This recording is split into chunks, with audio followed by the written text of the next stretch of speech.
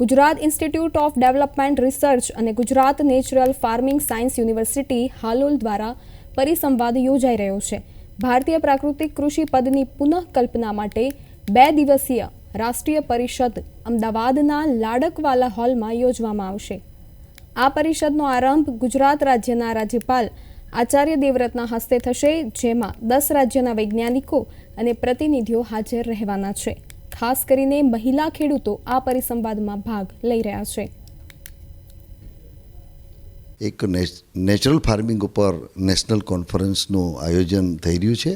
આ કોન્ફરન્સની અંદર 6 થી 7 રાજ્યોમાંથી વૈજ્ઞાનિકો અને સામાજિક ક્ષેત્રે સંશોધન કરનારા મહાનુભાવો સાથે સાથે દેશ લેવલે જે પોલિસી અને વિસ્તરણની કામગીરી જે સંભાળી રહ્યા છે એ લીડર્સ અને ખાસ કરીને ગુજરાત રાજ્યના મહામહિમ રાજ્યપાલ આચાર્ય દેવવ્રતજી આ કોન્ફરન્સનું ઉદ્ઘાટન કરવા જઈ રહ્યા છે।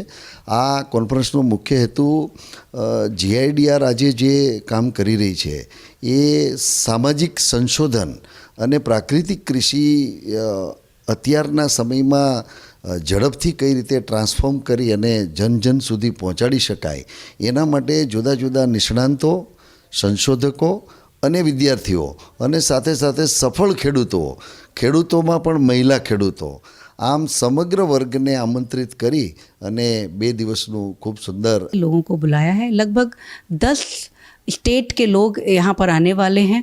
इसमें सारे ही मुख्य इंस्टीट्यूट जो इंस्टीट्यूशनल रोल है उसमें क्या रोल होना चाहिए सारे इंस्टीट्यूट का, उसको समझने के लिए हमने IIT, IIMs, सारे ICSR के इंस्टीट्यूट उनको बुलाया है, जिससे हम इसके हर परिप्रेक्ष्य को समझ सकें।